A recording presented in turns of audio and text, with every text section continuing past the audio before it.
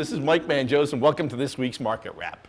So I am back in Philly. The Giants lost ugly, and this is our last Market Wrap of 2020. So today we're going to try something a little different.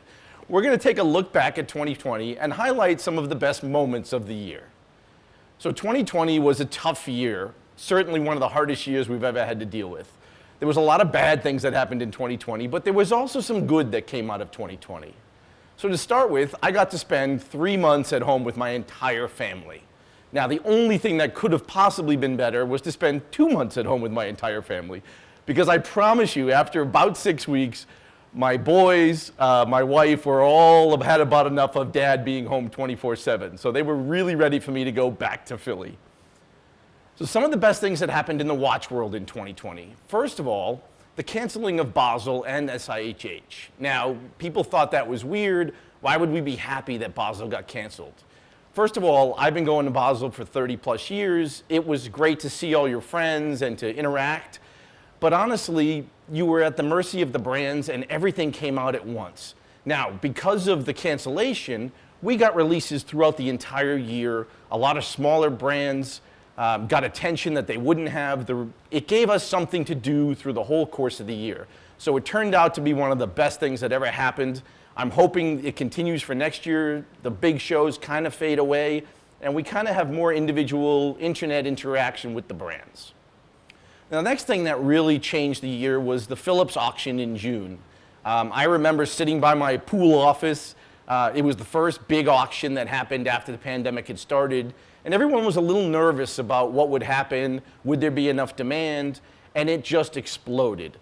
They had 100% of the lots sold, some really high results, and we saw Sohne explode onto the market. We had 2 results of early pieces bringing over $1 million each, which definitely set the bar, kind of lit the entire Sohne market on fire for the year. Another thing that happened in 2020 that I found really interesting was in October, Sotheby's sold a Philippe Dufour, number 100 Simplicity, for $660,000. Now, another epic number. Now, granted, very rare watch, only a couple hundred ever made, but this was a 3-hand independent brand that brought numbers that we had never seen. And this really led to a lot of attention going to independents. We've seen it affect Groenfeld, MB&F, De Bethune, Laurent Ferrier. They have all benefited from this newfound interest in independence in 2020. I'm hoping that carries forward. Another thing we found really interesting in 2020 was Moser hit the map. So in January, they introduced a new streamliner, their sports series, not with a blue dial, which I loved. So they started with the chronograph, then later in the year brought the Green Dragon. And this, with kind of the combination of the Vanta Black, the Fume dials, put Moser on the map, certainly one of the hot brands of 2020. Another thing that I really, really loved was Lange kind of burst out in 2020. So for years, you know, everybody knows I love Lange. It's the first year we saw really strong growth in the Lange pre-owned market.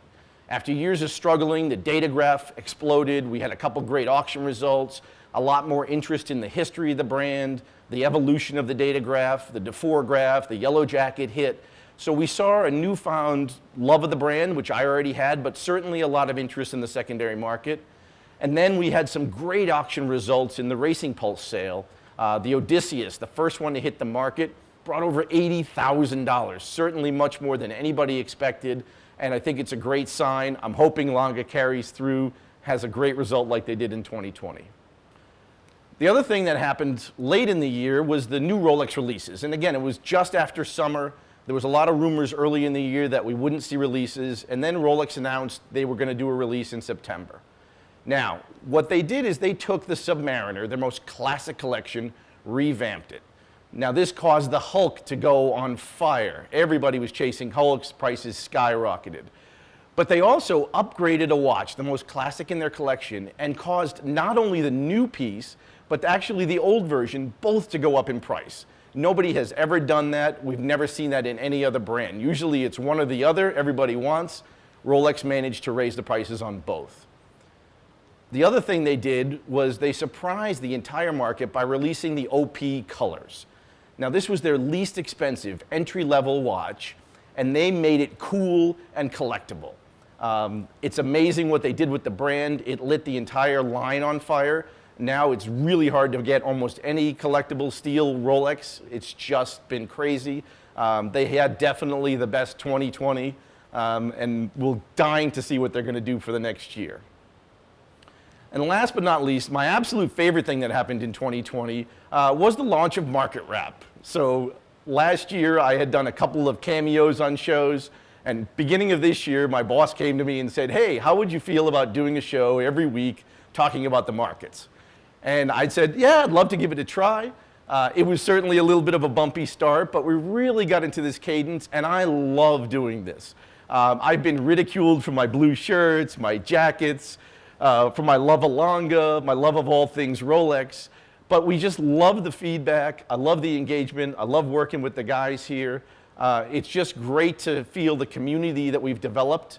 2020 was a really hard year to interact. And I feel like this gave me the little bit of a personal collection with a lot of the guys, and it's just been a great experience for me.